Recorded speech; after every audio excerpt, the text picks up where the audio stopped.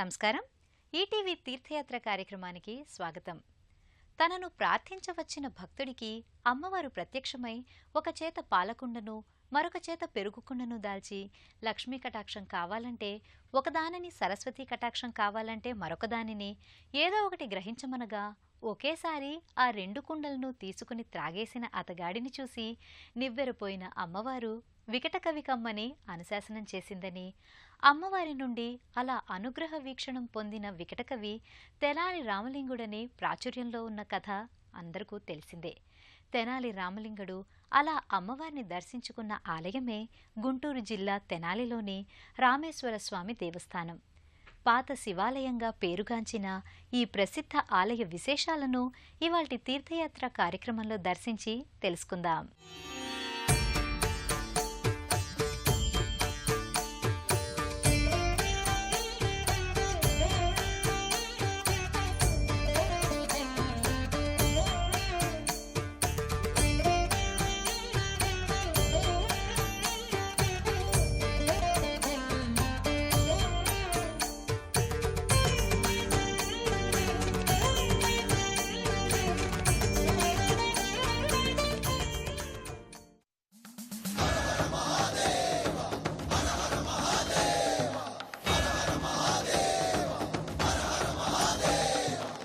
పాత శివాలయంగా చెప్పుకునే శ్రీ పర్వతవర్ధని సమేత శ్రీ రామేశ్వర స్వామి వారి దేవస్థానం గుంటూరు జిల్లా తెనాలి గంగానమ్మపేటలో నెలకొని ఉంది.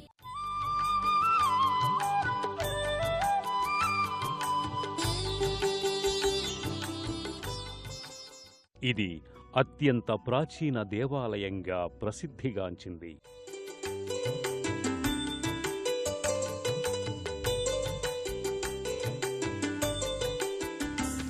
విశ్వేశ్వరాయ నరకాంతకతారణాయ కర్ణామృతాయ శశిశేఖరధారణాయ కర్పూరకాంతిధవళాయ జటాధరాయ దారిద్ర్యదుఃఖదహనాయ నమః శివాయ దారిద్ర్యదుఃఖదహనాయ నమః శివాయ గౌరీప్రియాయ రజనీశకళాధరాయ కాలాంతకాయ భుజగాధిపకంకణాయ గంగాధరాయ గజరాజ.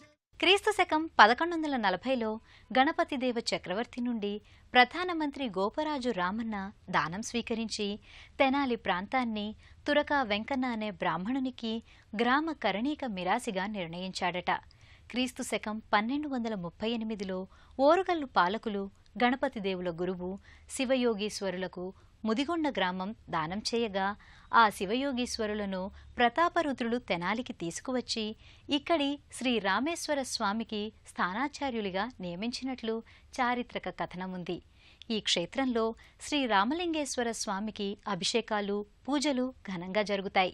ఇక ప్రధానాలయంలో శ్రీ రామేశ్వర స్వామి సుప్రతిష్ఠులై భక్తులను అనుగ్రహిస్తున్నారు.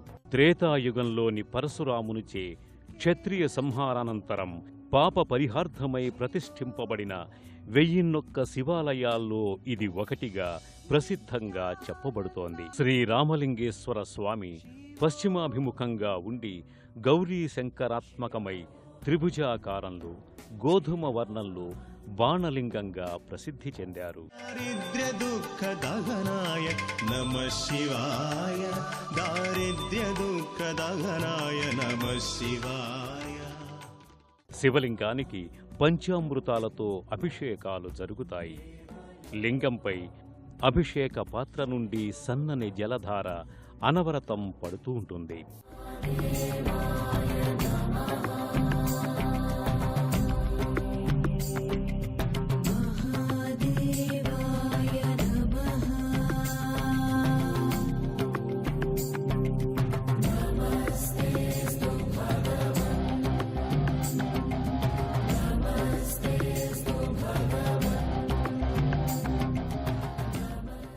శ్రీ రామలింగేశ్వరునికి అభిషేకాలు, పూజలు ఘనంగా జరుగుతాయి.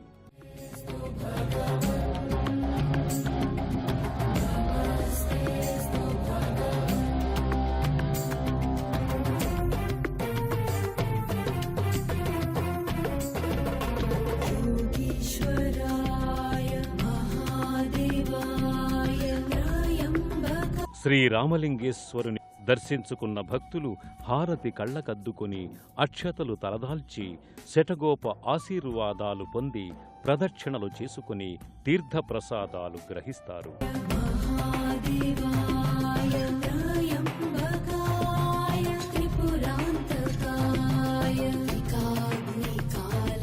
ఈ ప్రాంతం ఒకప్పుడు జైనమత ప్రభావంతో ఉండేదని తెలుస్తోంది. దేవాలయ పునర్నిర్మాణ త్రవ్వకాలలో బయల్పడిన జైన తీర్థంకర విగ్రహాన్ని నేటికి ఇక్కడ సందర్శించుకోగలం. అష్టభుజ దుర్గా విగ్రహం కూడా అప్పుడే బయటపడింది. ఈ దేవినే రామలింగ కవి అర్చించి సాక్షాత్కరింప చేసుకున్నట్లుగా భావింపబడుతోంది. ఈ ఆలయంలోని మకర తోరణంలో విశాల నేత్రాలతో కర్ణాభరణాది అలంకారాలతో మంగళసూత్రంతో అమ్మవారు దర్శనమిస్తుంది.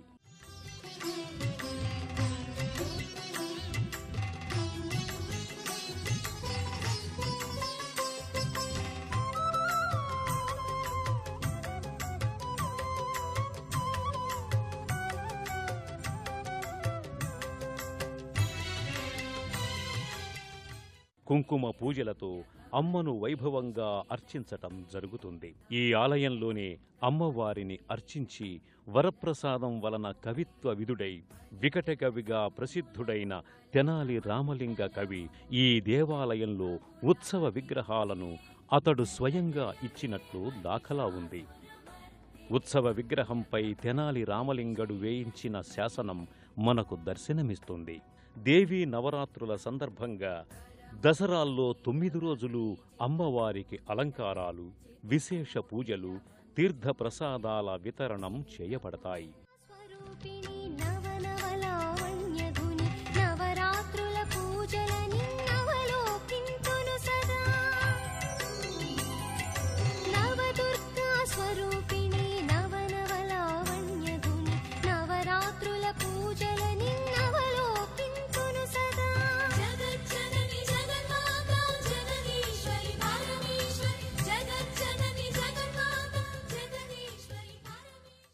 హారతులు, తీర్థప్రసాదాలు గ్రహించి భక్తులు పరితృప్తులవుతారు. ఈ ప్రాంతం ఒకప్పుడు జైనమత ప్రభావంతో ఉండేదని తెలుస్తోంది. దేవాలయ పునర్నిర్మాణ త్రవ్వకాలలో బయల్పడిన జైన తీర్థంకర విగ్రహాన్ని నేటికీ ఇక్కడ సందర్శించుకోగలం.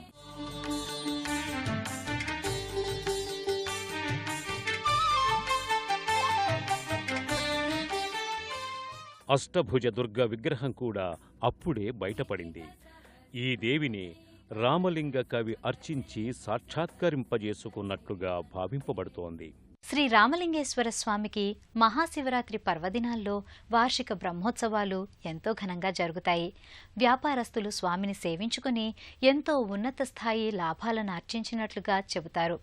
కార్తీక మాఘ మాసాలలో విశేష పూజలు, అర్చనలు జరుగుతాయి. శ్రీ రామలింగేశ్వర స్వామి వారికి మహాశివరాత్రి పర్వదినాల్లో వార్షిక బ్రహ్మోత్సవాలు ఎంతో ఘనంగా జరుగుతాయి. భక్త ప్రియాయ భవరోగ భయపహాయ ఉగ్రాయ దుఃఖ భవసాగర తారణాయ.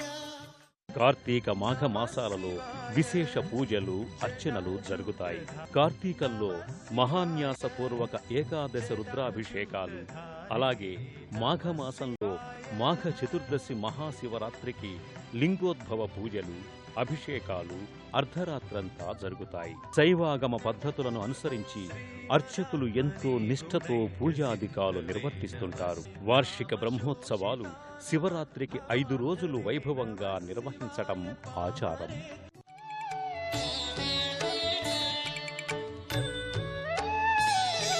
న పుణ్యం న పాపం న సౌఖ్యం న దుఃఖం న మంత్రో న తీర్థం న వేదా న యజ్ఞాః.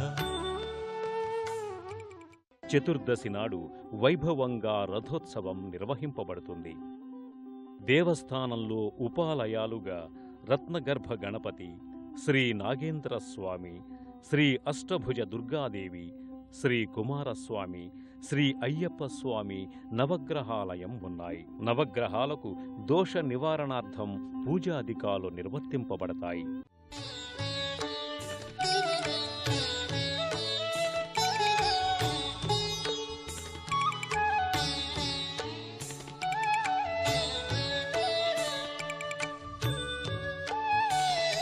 మనోబుద్ధ్యహంకార.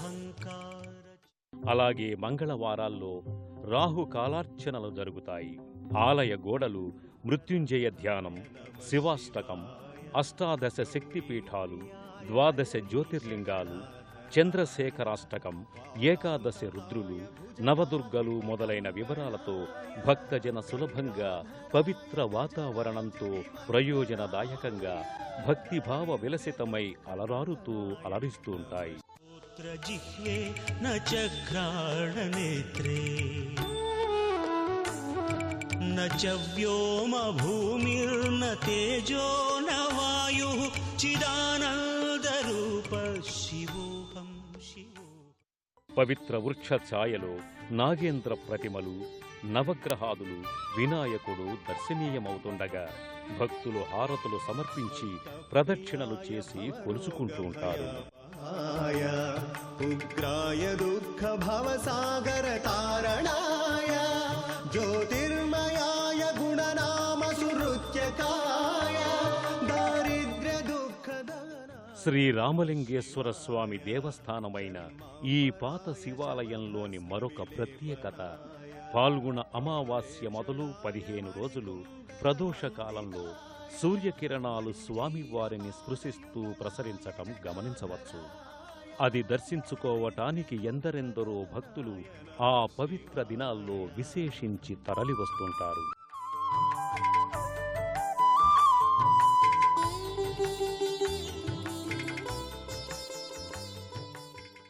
ప్రాచీనము విశిష్టము అయిన శివాలయం తెనాలి గంగానమ్మపేటలోని పాత శివాలయమైన శ్రీ రామలింగేశ్వర స్వామివారి దేవస్థానం. భక్తుల పాలిట వరాలిచ్చే దైవంగా భావిస్తున్న శ్రీ స్వామివారి కటాక్షణ వీక్షణాలు అనవతరం అందరికీ అభించాలని ఆకాంక్షిస్తూ మరో ఆలయ సందర్శనం చేద్దాం.